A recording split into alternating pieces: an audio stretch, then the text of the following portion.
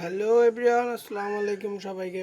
RFA বিনিতে তো viewers, কি অবস্থা সবার? আশা করি সবাই ভালো আছেন। তো আজকে আমার লাভ বার্ডের জন্য আমি সফট ফুড খাবারটা আজকে সারা দিন ভিজে রাখছিলাম। তো রাতে একটু আগে সিদ্ধ করছি, কারণ বর্তমানে আমার পাখি আলহামদুলিল্লাহ দুই লাভ বার্ডের বেবি আছে বক্সের মধ্যে।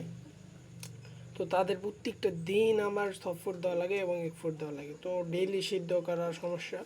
এর জন্য আমি আজকে একদম ভিজিয়ে রাইস কুকারে বাড়ি দেখতে পাচ্ছেন, রাইস কুকারে বসিয়ে একদম টানা 2-3 ঘন্টা আপনার সিদ্ধ করছি। যতক্ষণ এই পানিটা একদম চুষে নেয় বা কমে নেয় ততক্ষণ এটা সিদ্ধ করা হয়েছে।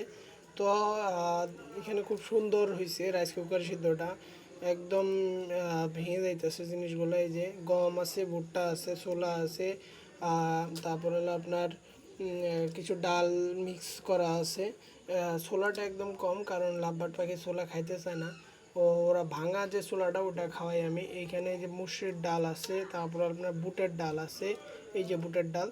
হ্যাঁ, এইগুলোই লাভবার্ড পাখির খাদ্য, এই সফট ফুড হিসাবে আমি ইউজ করে থাকি।